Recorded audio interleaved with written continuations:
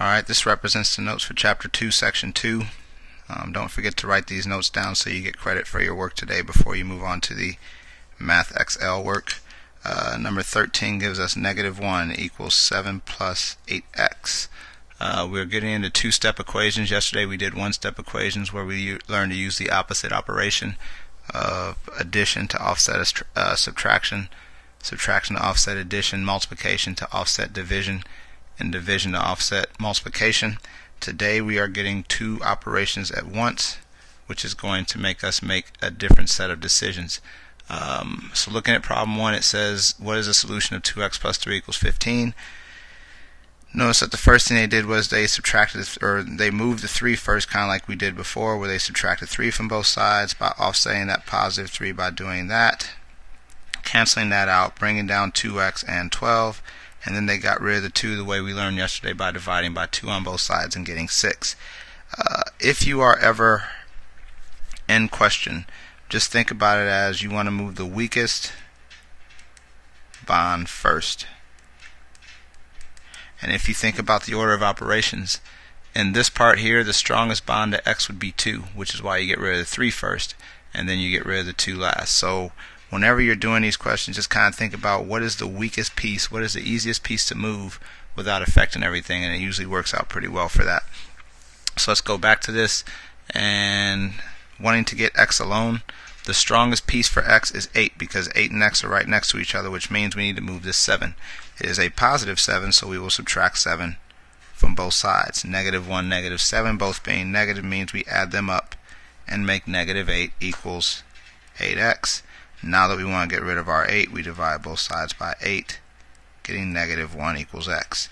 If we were to check that, plug the -1 in there, 8 times -1 is -8. 7 plus -8 does make sense to be about -1, doing the quick mental math work that we are doing there.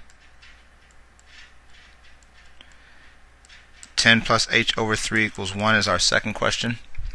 Again, if h is to be alone, the closest thing to h right now is 3. The weakest thing to h is 10. We don't even see the 1 because it's on the other side of the equal sign, and so we need to move this 10.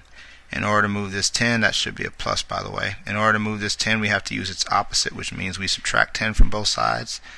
That cancels out. We get h over 3 coming down.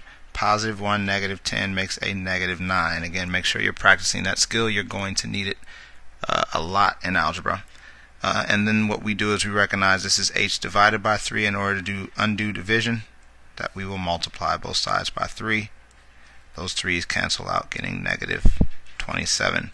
And again, if you take -27 and plug it in here, -27 divided by 3 is -9. 10 plus -9 does make sense to be 1. So that is two-step equations, really the overall idea of what you're doing today, aside from one more type of question that we will see later on.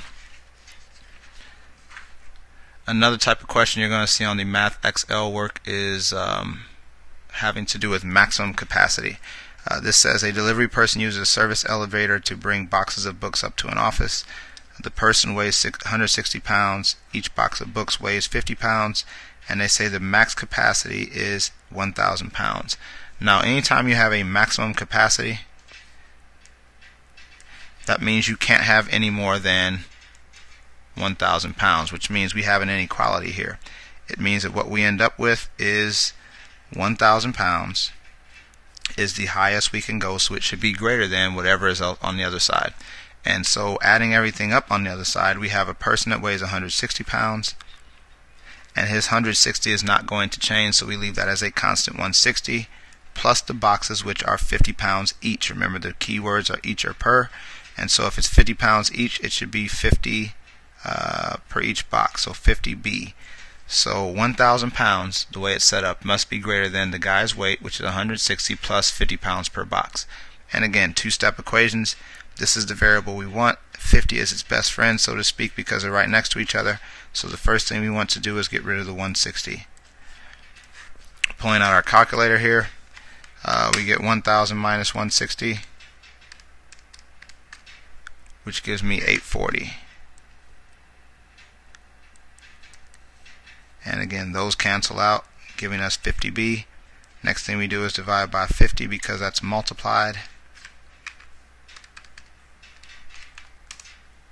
and get 16.8.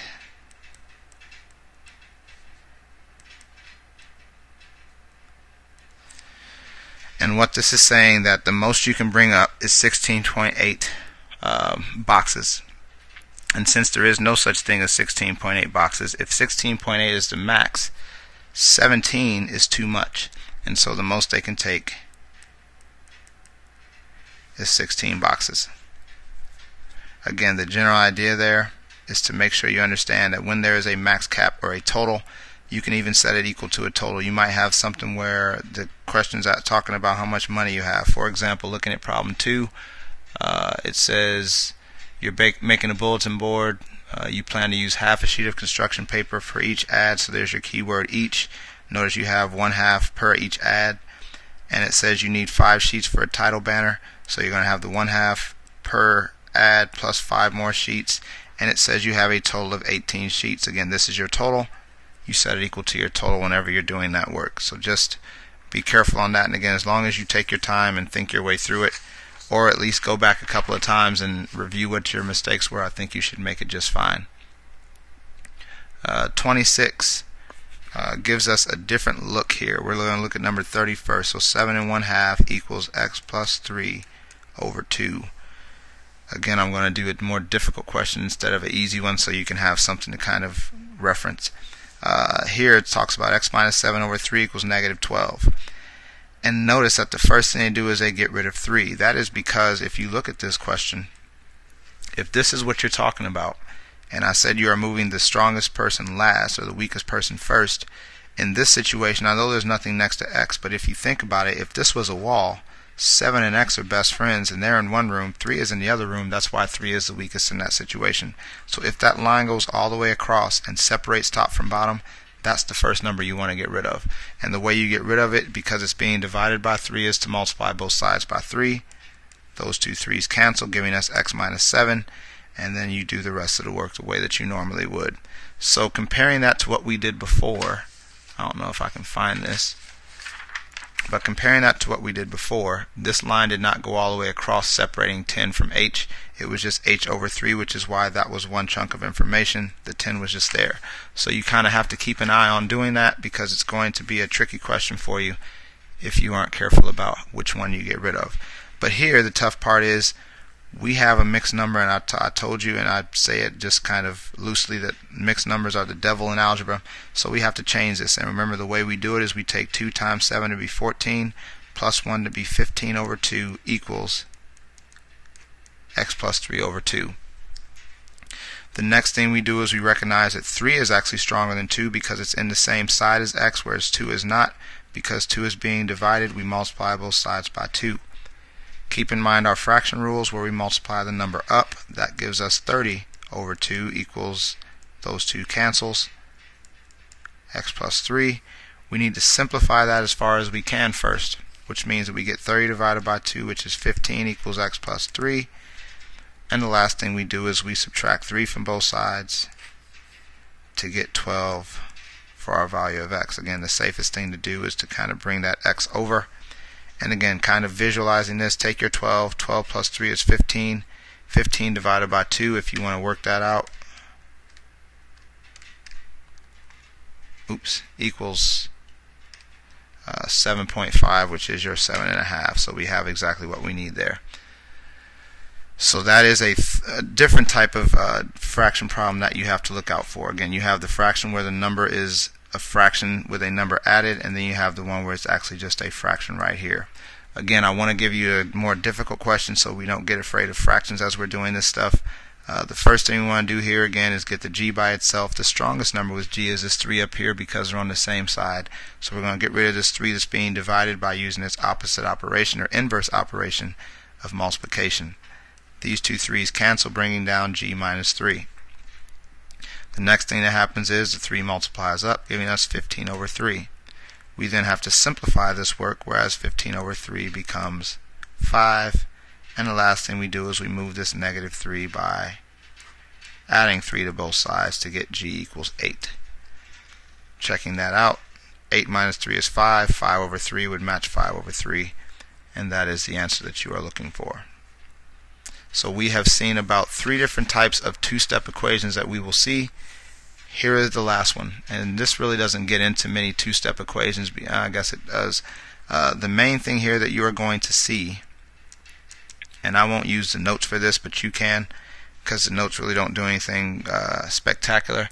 What you notice is that our number attached to the variable is negative, and there's a special way that I deal with it, but I'm going to show you 2 different ways to deal with it. You can pick whatever way is best for you. Bottom line, we still want to get the h by itself. The negative 3 is attached to it. And so what we have to do is get rid of the 20 by subtracting 20. Do not forget that this negative 3 is negative, and you must respect that negative by bringing down negative 3. 2 minus 20 gives me a negative 18. Now option 1 for you is to divide both sides by negative 3. The hard part about that option is that when people don't do it the right way, they always lose the sign. So you could divide by negative 3 on both sides and wrap this up. But what I like to do anytime I have a negative coefficient attached to a variable, or a negative coefficient because the coefficient is attached to the variable, is I like to switch the signs on both sides. So I like to make this its opposite and also make this its opposite. And that way when I divide by 3, it is a simple situation where I simply get x or h equals 6. So if it was something like negative 5x equals, let's say, 20, I would switch this 5x to be positive, switch this 20 to be negative, and then end up with whatever I end up with there. So again, the way I do it is to make sure I don't lose this negative, so I simply switch both sides. It definitely helps whenever you get into inequality, so just kind of keep that in mind there. 3 minus x over 2 equals 6 is the last example of this set here. Again, you want to get x by itself. Because this is one group or one term, x over 2, 2 is stronger, so the first thing we want to do is get rid of this 3 by using its inverse operation as a negative 3.